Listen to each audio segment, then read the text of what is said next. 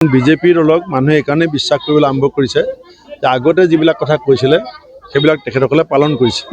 গতিকে যেতিয়া মানুহে বিশ্বাসটো আহি যায় সেই বিশ্বাসে এটা শক্তি দিয়ে আৰু সেই শক্তিয়ে বিজেপি দলক পুনৰ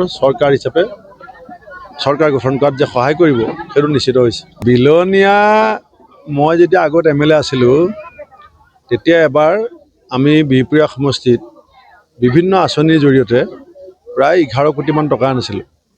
আনি পেলাই আমি টকাখিনি ৰাইজৰ হাতত চেক হিচাপে দিবলৈ চেষ্টা কৰিছিলোঁ। তেতিয়া এই একাউণ্ট ট্ৰেন্সফাৰ ছিষ্টেমটো কংগ্ৰেছৰ দিনত নাছিলে।